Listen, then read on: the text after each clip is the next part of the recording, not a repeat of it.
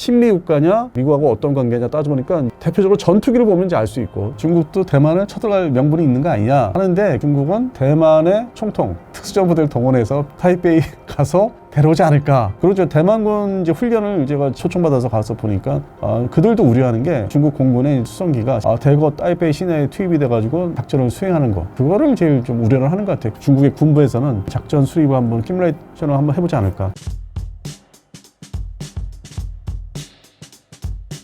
이번 공습이 남미나 다른 반미 국가들에게 주는 메시지가 상당할 것 같습니다. 이번 사태가 국제 정세에 어떤 영향을 미칠 것으로 보시나요? 일단은 이제 두 가지가 있는데, 상반된 얘기들을 주장하는 게, 미국이 저렇게 불법적으로 특정 국가의 대통령을 이렇게 핀셋 제거하듯이 납치해가지고 특수전 부대가 했으니까 중국도 대만을 쳐들어갈 명분이 있는 거 아니냐 하는데, 그것보다는 지금 우려되는 거는 이제 이 유형을 봤잖아요. 작전의 유형을. 지리상의 어떤 이점이 있었고, 미국이 어떤 군사 전력을 동원하는데 여러 가지 이점도 있었고, 가깝고, 자기 어떤 영역이고, 어떤 전체 그 아메리카 대륙이. 그래서 그거를 지켜본 중국은 대만의 총통 특수전부대를 동원해서 타이베이 가서 데려오지 않을까. 저는 그게 딱 머리에 들어왔어요. 그리고 우리나라도 한 10년 전만 해도 한 7, 8년? 박근혜 정부 때 북한에서 그런 걸 일부러 보여줬어요. 청와대를 기습해가지고 딱 납치한다는 거. 일개 국가의 이제 대통령을, 지도자를. 그거는 이제 또 우리나라에서의 한반도 얘기는 옛날 얘기고. 근데 이제 대만이 걱정이 되더라고요.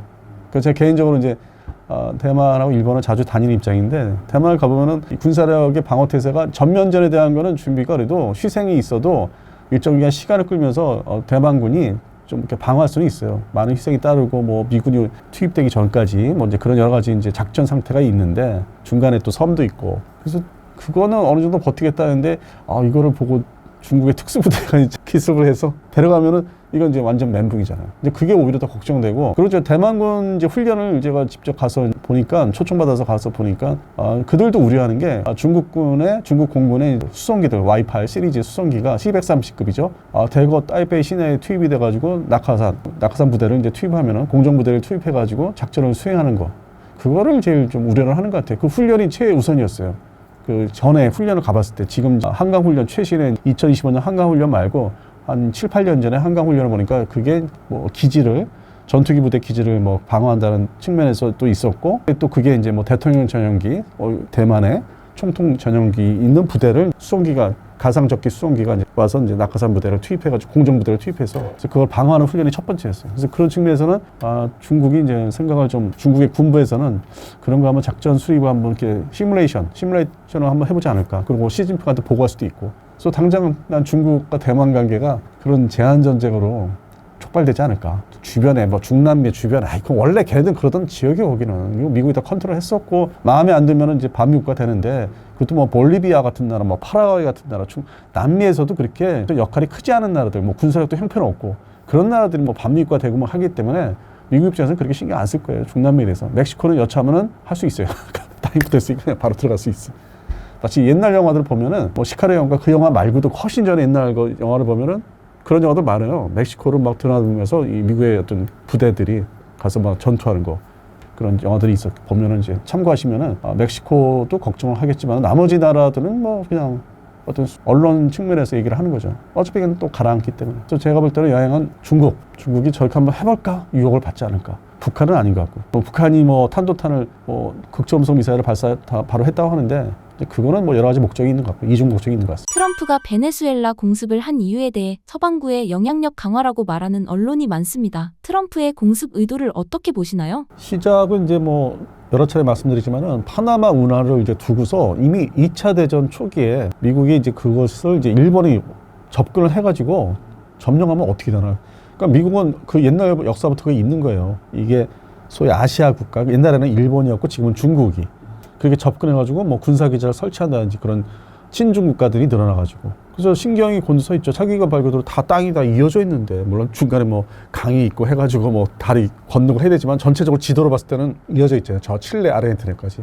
그래서 제일 중요한 지역이고, 그 지역이 중국하고 멀리 떨어져 있기 때문에 마치 2차 대전 태평양 전쟁 때처럼, 물론 이제 일본의 진주만 기습이 항공모함으로 이루어졌지만은 그런 측면에서는 최우선 관리해야 되고, 그동안에 군사력을 통제를 많이 했어요. 역사적으로 1970년대 초반으로 거슬러 올라가면은 미국이 이 중남미 국가한테는 초음속 전투기를 제공하지 못하게 하는 정책이 있었어요. 그 기종이 그 당시에 1972년도 이제 기준인데 우리 공군에 지금 노 전투기로 이제 분류돼서 조만간 되게 되는 그거를 1972년대 개발이 완료돼서 74년부터 생산 배치를 하는데 첫 번째 받은 나라가 이제 대한민국하고 이제 이란인데 그 시점에 미국의 그 당시에는 이제 닉슨에서 포드 정부로 바뀔 때인데 절대 중남미에는 초음속 전투기 주지 마라. 이 얘기를 이제 들으면은 아니 그놈의 그 소위 뭐 대단한 전투기라고 그 정도로 미국이 아주 신경을 많이 썼던 지역이에요. 군사력을 억제를 해야 되는. 그래서 한때는 중남미 국가가 그나마 좀 폭격을 할 수 있는 폭장량이라고 하죠. 폭격 능력이 좀 있거나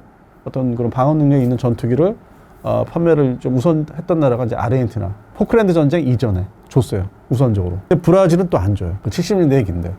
그러다 보니까 특히 남미, 중남미에서 남미 국가들이 아니 이렇게 차별을 받고 우리도 전투기 좀 제대로 된 거 초음속 전투기를 가지면 왜 안 되는 건데 그래가지고 그 시장이 이 군용기 역사에서 그 덕을 본 게 미국의 통제 때문에 덕을 본 게 프랑스의 나소사의 미라주 전투기 시리즈 그 미라주 3 미라주 5 그렇게 해서 판매가 이제 되죠. 남미 시장에 브라질도 사고 콜롬비아 서로 경쟁하듯이 도입을 하니까 아르헨티나도 샀고 그래서 그런 시절이 칠레도 포함 그런 시절이 있었어요. 그 정도로 군사력을 억제를 시켜야 된다 했는데 그 기점이 1982년 포클랜드 전쟁, 영국을 상대로 이제 전쟁이 아르헨티나가 일으키면서 편을 이제 갈리기 시작했죠. 본격적으로. 이제 그런 무기들을 무조건 안 준다고 해서 되는 게 아니구나. 어떤 정치 체계라든지 어떤 외교적으로 완전히 편을 만들어야 되겠다 해가지고 영국이 이제 아르헨티나 전쟁을 했으니까 그렇게 해서 영국 중심으로 포섭을 한 나라가 칠레. 그게 아직도 내려옵니다. 그러면 이제 아르헨티나가 이렇게 있으면 칠레가 이렇게 있잖아요. 포위하는 거예요. 그다음에 영국을 이제 앞장세워서 미국이 같이 얘기를 해서 브라질에 또 이렇게 해서 포위망. 아르헨티나는 지금 풀렸긴 했지만 친미 정권이니까 그 정도로 미국이 영국과 함께 신경을 많이 쓰는 지역이 남미 국가. 콜롬비아는 이제 그 어떤 마약 전쟁 때문에 할 수 없이 손을 잡은 거고 지금은 좀 사이가 나빠진 거고.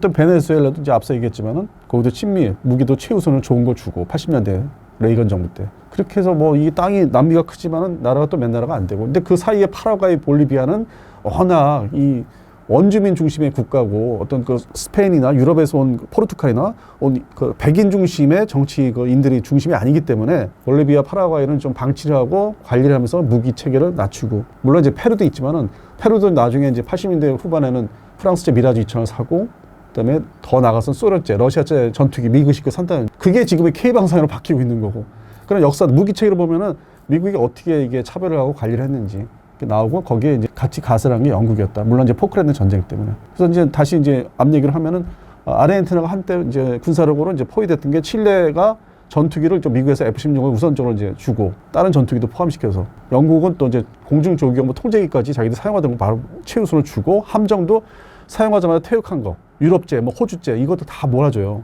이게 포위망을 이제 칠레에 의해서 아르헨티나는 이제 압박을 주는. 그 브라질한테는 또 영국이 주로 퇴역하는 이제 상륙함 아니면 헬기 항모를 무조건 싼 값에 주고 그러니까 상륙 능력을 키워주고 그게 그렇게 해서 관리가 됐던. 그래서 쭉 내려오다가 지금은 이제 친미 국가들 정치 그 지도자들이 이제 트럼프를 좋아하는 사람들은 이제 몇 사람들이 등장하니까 에콰도르도 그렇고 바뀌었다고 하니까 이제 섞여 있는 거죠. 그런 측면에서는 좀 방법을 달리하고 그러다가 이제 베네수엘라는 이제 친 거죠. 대만은 90년대까지는 기술과 경제가 한국보다도 좋았는데 현재는 왜 건조 능력조차 사라진 걸까요? 그 시기가 1999년부터 이제 중국군의 어떤 함정, 해군 전력을 이제 증강시키고 그리고 이제 소위 스텔스 전투기 개발을 이제 본격했기 때문에 그때까지는 어느 정도 균형이 좀 맞아 있었어요. 전투기 전력도 그렇고 함정 숫자도 그렇고 지상군 병력도 지금보다는 많았고 물론 이제 노전차들이 있었지만은 그래도 그게 방어전에 있을 때는 쓸만하기 때문에 방어전 할 때 그게 이제 바뀌기 시작한 거는 2012년도 그 다음에 2013년 그 사이인데 2011년도는 이제 중국 해군의 지금 항공모함 최초의 그 라오닝함이 이제 등장하면서 그때부터 바뀌기 시작해요. 그리고 동시에 그 스텔스 전투기를 2015년도 이제 항공모함을 등장을 시키면서 동시에 스텔스 전투기 J-20이죠. 이것을 이제 일반 에어쇼에 이제 공개를 하고 본격 양산을 이제 돌입을 하는데 그때부터 봐야 돼요. 2012, 13년부터 이 군사력의 균형이 깨졌다. 그게 바로 이제 그런 대형 적들, 그러니까 대만군이 가질 수 없는 전력들, 특히 스텔스기도 마찬가지고 이제 항공모함도. 그러면서 균형이 깨졌고 그 전에는 어느 일정 부분 미국이 이제 컨트롤할 수 있는. 예를 들어서 중국 공군이 이제 1990년대 주력 전투기는 J7이라는 소위 러시아로 말하면 이제 미그 21이고 이게 중국산이 J7, F7이라고 이제 두 가지 이름이 있는데 그게 주력기였어요. 근데 그것도 그렇게 많이 갖고 있던 것도 아니고 그 실제 양쪽으로는 이제 밑에 A6, 미그 19죠. 이걸 3,000대 갖고 있었고. 그래서 이게 90년대는 그게 주력기였는데, 그럼 이제 대만군은 F104, F5EF, 그러니까 거기에 비등한, 거의 대등한 전투기를 거의 한 3분의 1 수준이지만은 즉각적인 출격에 대해서 대응할 수 있고 공중전을 수행할 수 있는. 왜냐면 중국은 이제 관구가 여러 군데 나눠져 있기 때문에 한 군데 대만을 향해서 그 전투기가 배치된 게 아니기 때문에 다 흩어져 있기 때문에 그 정도 비례에서는 어느 정도 이제 방어가 충분히 되는데, 이런 게 이제 깨지기 시작한 게 뭐 중국제 J20뿐만 아니라 러시아제 그 플랭커 시리즈.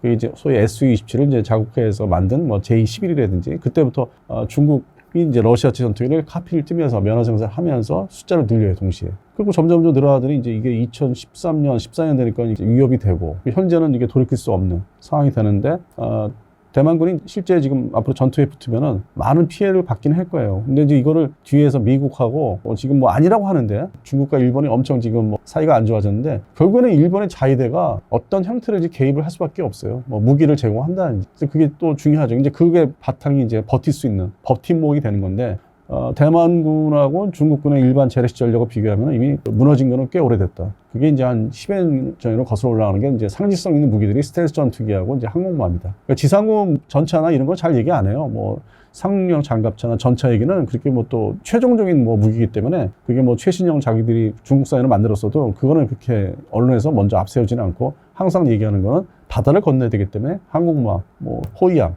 그다음에 중국판 이지스, 이 숫자가 지금 거침없이 늘어나고 있기 때문에, 그러면 시진핑이가 2027년까지 뭐 다 완성을 시키라고 했는데, 그것이 실전 배치되는 2030년, 31년 가면 진짜 전쟁이 터질 가능성은 지금 비교해서 커지죠. 그전에는 심리전, 포위전, 더 나아가서 이번에 베네수엘라 그걸 보면서 특수전에 대한 유혹을 받는. 그래서 현재로서는 좀 더 관망을 해야 되지 않을까. 당장 전쟁이 뭐 내일 당장 일어날 것 같지는 않고, 근데 향후에는 한 5년 이후에는 일어나지 않을까. 대만군의 어떤 군사력이 옛날 같지 않고, 옛날에는 뭐 거의 대등했다고 볼 수 있는데, 뭐 무기 체계든지, 근데 지금 다 깨졌습니다. 그리고 이제 대표적으로 대만군이 스텔스 전투기가 없잖아요. 그런 측면에서 비교하고, 항공모함은 당연히 갈 수가 없고, 그리고 지금 잠수함도 자국 내에서 만들었다고 하는데, 우리나라 기술자를 데려다가 그것도 8척을 가져야만 뭔가 수중 전력으로서 뭐 중국 해군의 항공모함을 지금 시도라도 해보는데, 지금 뭐 대만 해군의 잠수함이라는 게 옛날 네덜란드제 2척, 그다음에 2차 대전 때 미국이 사용하다 넘겨준 아주 구형 2척. 사실상은 뭐 유명무실한 전력이고, 그러니까 실제 가동할 수 있는 대만 해군의 잠수함 전력은 딱 2척이에요. 근데 그거 가지고 뭘 어떻게 할 수 있는 것도 아니고, 현실적으로는 좀 부족하죠. 그래서 대만군은 계속 처지고 있는데, 나름대로 새로운 무기를 조달을 이제 자국 내에서 하는 거를 여러 컴포넌트를 수입해가지고 조립해서 미사일도 포함해서 하고 있는데, 점점 가면 갈수록 격차가 이제 벌어지고 있다는. 그래서 지금 일본의 역할과 미국의 동북아 전력이 더 중요시 되는 게, 더 나아가서는 필리핀의 영토에서 중국을 상대로, 아니면 중국의 양안 그 대만 사이에 미사일을 떨굴 수 있는 필리핀의 역할, 어떤 주둔지, 미국한테 주둔지를 줄 수 있는 유사시. 그래서 필리핀이 또 부각이 되고 있고, 그래서 그게 어떤 동북아시아의 동맹 전력이 지금 중요시 되다 보니까 일본이 이제 앞서가는 얘기를 했고, 안 해도 될 얘기를, 숨겨놨어야 될 얘기를 대놓고 얘기했으니까. 그리고 더 나가서는 지금 이제 시진핑하고 우리 대통령하고 이제 회담을 하지만은, 그러면 대한민국 너는 어떻게 할 거야? 이제 이게 당연히 이제 우리한테 묻는 게 되죠. 끌어들여서 자기들이 초청을 해가지고 자기들 방에서 물어보는 거죠. 우리가 김해 기지에서 뭐 얘기할 때하고 좀 분위기가 다른 거죠. 그러니까 중국은 이제 그런 걸 다 이제 수를 다 이렇게 보는 거죠. 여러 가지 수를. 이렇게 동맹을 묶으려고 하는 미국에 대비해서. 대만군의 또 능력은 이제 상당히 저하됐기 때문에. 노무기도 많고. 근데 노무기 하면은 옛날 2차 대전 때, 6.25전 때 썼던 견인포들도 주력 지금 화기예요. 근데 그것도 가동만 되면은 포탄만 있으면 얼마든지 상륙군을 상대로 저지할 수 있는 능력은 되는데, 근데 그 상태, 그 영상을 요즘에 홍보 영상을 내가 많이 보는데, 105mm, 155mm 구형 견인포를 사격을 하는데, 이 근거리에 사거리가 있고, 그러면 이 정도까지 가까운 그 섬에까지 접근했으면 이거 상당히 위험한 상태이기 때문에, 그러한 화력들 중심이고, 그다음에 전차가 동원돼서 수시로 이제 기동훈련해서 바다를 향해 사격하는데, 그것도 사거리가 뭐 좀 짧은 M60A3라든지, 무기가 노후화됐다기보다는 구형무기로서 과연 초기 전투에서 막아낼 수 있을까? 한두 번 넓게 잡아서 2번까지는 막는다 하더라도 세 번째는 그것도 이제 파괴되고, 거꾸로 파괴되고, 포탄이 뭐 떨어진다든지, 그러면 바로 이게 공수가 돼야 되는, 공수가 돼야 되는데, 그러한 포탄 규격들은 그걸 많이 가지고 있는 나라는 미국 본토나 미군이 아니라 대한민국, 일본이에요. 뭐 105mm, 155mm 그 구형 탄, 전차포탄, 105mm 포탄, 그것도 실제 대한민국하고 일본이 많이 가지고 있어요. 그러니까 그런 문제가 있는데 실제적으로 무기 쪽으로 들어가면은 대만군이 버틸 수 있는 게 저는 구형 무기를 가지고도 버틸려면은 포탄이 마치 우크라이나전에서 다 봤으니까 그 문제가 이제 대두가 될 거예요. 실전에 들어가면 결국 대한민국도 알게 모르게 그렇게 휩쓸려 들어갈 수밖에 없다는. 그러면 우크라이나 전쟁, 러우 전쟁처럼 미국한테 줘서 미국 거쳐서 다시 대만군에 준다? 그럼 그것도 시간이 걸리잖아요. 그 순간, 그 시간이, 그 사이에 어떤 일이 뭐 일어날지 모르니까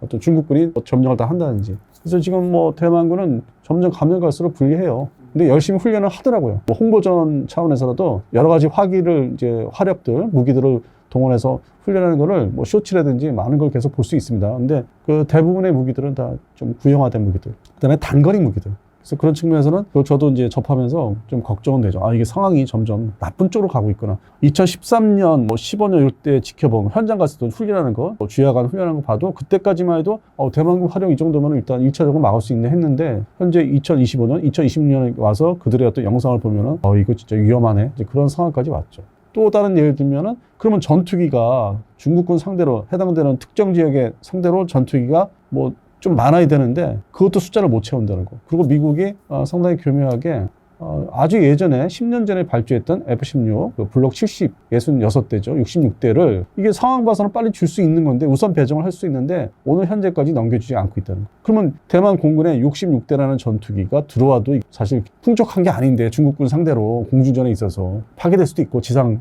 있는 상태에서 떠도 뭐 스텔스 전투기에 격추될 수 있는 상황인데 근데 그것조차도 미국이 안 주고 지금 이렇게 간을 보고 있다는 거예요. 예를 들어서 미폰트 로키드 마틴 그 공장에는 대만군의 공급 납품할 수 있는 전투기가 2대, 3대 이 정도는 이제 1개 편대 정도를 갖고 있는데 그것조차도 여러 가지 이유로 안 주고 있기 때문에 이번 그 2026년 올해죠. 4월 달에 미중 그 회담도 봐야 돼요. 어떤 군사 정책을 이제 또 미국이 대만한테 시행을 할지. 근데 둘이 시진핑하고 이제 트럼프가 만나서 뭐 좋은 얘기를 해서 화기가 끝나면 좋은 분위기로 끝나면은 그 예를 든 M 전투기도 더 미룰 거라고 주는 거예요. 그거는 잘 얘기했는데 전투기를 공급한다? 그건 다시 판을 깨는 거기 때문에 그런 측면에서는 대만군이 참 가면 갈수록 불리하구나. 그러면 또 자체 전투기를 만들면 되겠다 할 수 있는데 그게 이제 경국 전투기가 있는데 그거를 이제 후속으로 하도 이게 복잡해지니까 상황이 이 후속으로 T5라는 걸 이제 생각해요. T5 훈련기인데 초음속 경국 전투기를 훈련기를 거꾸로 만든 거예요. 우리하고 정반대로. 우리는 T50에서 FA50으로 갔는데 그들은 FA50 버전을 반대로 T50 버전 형식으로 만드는 거예요. 그게 T5. 그러면서 이렇게 거꾸로 역행하고 거기다 무장을 달 수 있는 앱으로 또 이렇게 중간. 그게 사정이 되게 복잡하다는 거죠. 여러 가지 상황이 안 좋은 거죠. 전투기를 자체 만들 수 있는데도 미국이 공급망, 그러니까 미국제 엔진이 TF 엔진이 들어와야 되는데 미국이 이것도 상용 엔진이면서도 군용화 시킨 건데 이중화 시킨 건데 그것조차도 제때 안 주면은 그걸 뭐 껍데기만 조립화해서 뭐 될 일이 아니고. 그래서 뭐 지금 제가 그 경국 전투기 복합 소재 만드는 공장도 얼마 전에 갔다 왔어요. 갔다 왔는데 정말 초라하더라고요. 그 옛날의 영광이 어디 갔는지 공장 자체. 그래서 뭐 거기에서 이제 브리핑을 들었는데 정말 답답하더라고요. 대만 진짜 우리하고는 비교가 안 되는구나. 이 앞으로가 문제다. 항공 전력 유지하는 것도 쉽지 않겠다. 그래서 그거를 뭐 한 달 전에 제가 가서 보고 왔습니다. 그래서 그거는 뭐 그렇게 구체적으로 얘기를 제가 안 하고 있는데 워낙 뭐 그렇게 뭐 좋은 모습 본 게 아니라 좀 퇴보하는 모습을 봤기 때문에. 그래서 하여튼 이 대만군의 뭐 육해공 전력이 특히 해군 전력은 말도 못하고 노후화돼서 과연 이 노후화된 그 함정, 호위함 가지고 이 침공군을 맞설 수 있을까 할 정도로 지금 떨어졌어요. 그 수준이. 그 10년 사이. 그래서 실제 이게 지금 대만이 양안 사태가 전쟁으로 일어나면은 문제가 많을 것 같아요. 그래서 제가 이런 논조의 얘기도 작년까지만 해도 제가 좀 이렇게까지는 얘기 안 했어요. 작년 뭐 봄까지만 해도 대만 훈련 열심히 한다 이렇게까지 제가 얘기한 기억이 나는데 지금은 좀 불안하다. 해가 바뀌면서 보니까 불안하다. 과연 이게 방어를 제대로 할 수 있을지. 그리고 러우 전쟁처럼 일단 침공을 당한 상태에서 저항을 하더라도 일부 지역은 뺏기지 않겠나. 그러면 그게 또 지루한 전쟁으로 이어질 수도 있고. 이제 그거는 그나마 다행인 거죠. 왜냐면 일본 자위대에 탄약이 들어올 수 있고 미군 통해서 미군이 또 일부 특수부대가 들어올 수 있기 때문에 동북아 군이 투입이 될 수 있기 때문에 그건 이제 좀 지루한 전쟁이 되겠지만은 그것도 오히려 나중에 이제 지루하게 되면 또 문제가 되지만은 그래서 좀 알 수 없는 상황으로 좀 가고 있지 않나. 중국군이 하여튼 상당히 강대해졌다. 그 사이에 연도별로 10년 단위로 상당히 성장을 했기 때문에 만만치 않다는 거. 대만을 향해서 중국군이. 그러니까 미국까지 포함하면은 얘기는 또 달라지는데 일본 자위대라든지. 대만 하나 놓고만 봤을 때는 지금 들어가서 자기들이 어느 정도 점령을 할 수 있지 않을까. 그런 상태를 보고 있어요. 대만 고위 장성이 한국 함정을 폄하하는 일도 있었다던데요. 근데 그건 이제 일반 인터넷 블로거 중심으로 나왔던 얘기고, 그것보다는 이제 공군에서 나오는 이제 얘기를 제가 직접 접해보니까 반대로 대한민국 공군이 1960년대 중반에 이제 베트남에 우리가 참전을 할 때인데 대만이 우리 군사원조를 우리한테 많이 했습니다. 그 미국이 준 수송기를 대만군이 사용하다가 또 신형 수송기를 받으니까 당연히 미국의 승인이 따라야 됩니다. 미국의 통제하를 받기 때문에 그 원조한 물건들은 그걸 우리 한국군한테 공군한테 줘요. 그렇게 들어온 수송기가 꽤 많았어요. 그러던 시절에 60년대부터 말이었어요. 그러니까 사이가 되게 좋았다고 봐야지. 군사원조를 미국이 승인하에 대만한테 받았다는 그 수송기들을. 그 최근에 밝혀진 얘기예요. 그러다가 이제 우리가 1975년 이후에 K방산을 시작을 하면서 요즘 말하는 그래서 울산급 얘기까지 된 게 반대로 이제 그런 역사가 있으니까 우리가 대만하고 단교를 한 거는 1992년으로 제가 이제 기억을 하는데 그 사이에는 이제 80년대까지만 해도 이제 그런 얘기가 오갈 수가 있었던 시절이 있었죠. 그게 울산급 호위함이 지금 딱 2척이 남았는데 해군에 이게 일본함이 지금 한강에 갖다 놓은 게 함인데 그 함정들이 1980년부터 이제 나오기 시작했으니까 그럼 80년대 전체 기간 80년부터 89년 사이에 그러한 얘기들이 오갈 수가 있었던 거죠. 그러면 그 이후에 우리가 중국하고 이제 수교를 맺으면서부터 얘기는 아니고 그 전 얘기로 보셔야 돼요. 근데 그게 와전이 되면은 90년대도 얘기가 있었던 거로 이게 연도가 혼용이 돼서 나올 수는 있는데 1980년대 중반에 울산급 호위함이 화력이 상당히 좋았던 그다음에 그 시절에는 이제 함대함 미사일이 상당히 유행하던 시절이기 때문에 그 정도 화력이면 함대공 미사일이 없어도 충분히 대단한 화력을 가진 어떤 이 호위함인데 2,000톤 미만의 완제 배수량이 쓸만한 거였죠. 당연히 대만 해군도 미국의 어떤 군사원조를 이제 받으면서 유지를 했던 시절이기 때문에 기어링 그 구축함 3,000톤대 구축함이 주력이었고, 그러니까 그거를 우리 대한민국 해군도 미국이 군사원조 해준 기어링급이 주력이었고, 그러니까 어떤 장비가 비슷한 상태에서 우리 또 울산급이 추가됐으니까 당연히 대만에서는 그거를 받으려고 이제 사오려고 했겠죠. 그럼 똑같은 체제가 되니까 그 시절에는 노후화된 그 미국이 넘겨준 함정들 그게 너무 이제 한계가 있으니까 한때 얘기는 있었다. 근데 그 시기를 정확히 80년대로 봐야 되지 그게 뭐 90년대 중국과 수교한 상태에서 그 정식으로 얘기할 수 있는 그 상황이 절대 아니라요. 그러니까 뭐 뒤로 지금의 잠수함 기술자들을 우리한테 데려가듯이 뭐 그 정도의 야사 정도는 있을 수 있는데 이미 우리한테 타진한 거는 80년대 중반으로 봐야 되는 그 상황에서 그래서 거꾸로 이제 교류가 많았었죠. 지금은 그렇게 이제 할 수는 없고. 만약 한국이 대만에 본격적으로 무기를 수출하게 된다면 이는 한중 미관계에 어떤 파장을 불러올 수 있을까요? 실제적으로는 이제 불가능하고요. 다만 이제 양국 간의 무역 교류를 하기 때문에 군용으로 전용할 수 있는 그 기반 그 자재들 여러 가지가 있어요. 근데 그 부분은 수출하고 그들이 살 수 있어요. 그걸 가지고 이제 완성된 무기를 만들 수 있는 이제 그런 방법은 뭐 이란도 그렇고 뭐 북한도 그렇고 전 세계적으로 러시아군도 그렇고 관련된 그 컴포넌트나 자재들을 살 수는 있죠. 그래서 완성되는 무기이기 때문에 그러한 수준이에요. 그리고 대표적으로 이제 잠수함을 지금 건조를 이제 하기 시작했는데 일본함이 나왔는데 그게 제대로 가동이 안 되는 지금 초기 상태인데 거기에 이제 와서 얘기 나오는 게 상당 부분 기여한 게 대한민국의 옛날 대우 DSM이 잠수함을 실무자들 했던 퇴직자들 중심으로 그쪽 건너가서 만들어졌다는 거예요. 컴포넌트 같은 거는 뭐 독일제든지 여러 가지 유럽제를 부분 이제 사올 수는 있으니까 부품으로서 사가지고 모아가지고 완성을 시키는 거는 그걸 주도한 거는 우리나라 기술자들이. 그러니까 그런 수준이라는 거죠. 근데 우리 정부는 철저하게 그거는 개인의 일탈이다. 개인 문제, 개인의 어떤 직업으로서 간 거기 때문에 정방은 무관하다. 철저하게 이제 그걸 해명을 이제 할 수밖에 없고 하는 거고. 그래서 그런 유형과 그런 형태로서 대만의 무기 수출이라는 게, 그러니까 무기라는 게 진짜 뭐 소총이나 눈에 띄는 그런 무기가 아닌 간접제로서 하고 있어요. 지금도 하고 있을 거고 앞으로도 할 수 있다고 좀 보고 있어요. 여러 가지 사례를 보니까 그중에 어떤 차세대 뭐 제품들, 뭐 컴퓨터도 거기에 들어갈 수 있어요. 지휘통제용으로도 컴퓨터가 사용될 수 있기 때문에 그게 좀 더 개량을 하면은. 그래서 그런 측면의 수출이 아닐까. 일반 정식 우리가 생각하는 무기 수출은 없다는 거, 할 수가 없다는 거, 중국 때문에. 지금 대통령은 지금 중국 가 있는데 말이 안 되죠. 지금 오랜만에 초청을 받았는데 한 거의 8년 만이라는데 그런 걸 다 중국에서는 다 이제 검토 따져보고 해보니까 문제 없으니까 오라고 하겠죠. 좀 가까이 지내보자. 그러니까 물론 이제 미국과 이간질하는 것도 없지 않아 있는데 한편으로는 뭐 필요한 부분을 계속 자기들이 취해야 되니까 뭐 교류 상태에서도 여러 가지 안보 측면에서도 아직은 그런 걸 봤을 때는 우리가 대만에 뭐 내놓고 판다 그거는 생각할 수 없다는. 옛날에 뭐 과거 사례는 그때는 대만하고 국교가 유지가 되고 있을 때 얘기고 그 관계는 뭐 우리가 대한민국 정부가 수립 때부터 뭐 쭉 내려오는 거니까 뭐 중공이 이제 탄생한 1949년 때도 이제 그렇고 그래서 직접적인 무기 수출은 할 수가 없다는 그런 사실상 말이 안 되는 거죠. 마지막으로 구독자분들께 한 말씀 부탁드립니다. 이번 베네수엘라 사태는 저는 이제 미국이 실행했던 작전을 비교해 보면은 단기적이고 이제 실제적으로 깊숙이 안 들어간다. 그리고 이제 그대로 이제 여러 국가들이 얘기하는 대로 자체적으로 정리를 할 수 있는 시간과 기회를 주는 거 아닌가. 그래서 그 다음 후속 작전, 그것도 이제 이라크나 아프가니스탄 전쟁에서 겪었기 때문에 그것도 무모하다는 걸 알기 때문에 상당히 이제 효율성을 가지고 이번에 작전을 실행하지 않았나. 준비도 이제 상당히 치밀하게 했죠. 카리브 해 쪽에 이제 해군, 해병대 전력을 다 깔아놓고 특히 이제 미국이라는 나라가 전 세계 뭐 곳곳에 군사 기지를 갖고 있고 그거를 상당히 잘 활용한다. 예를 들어서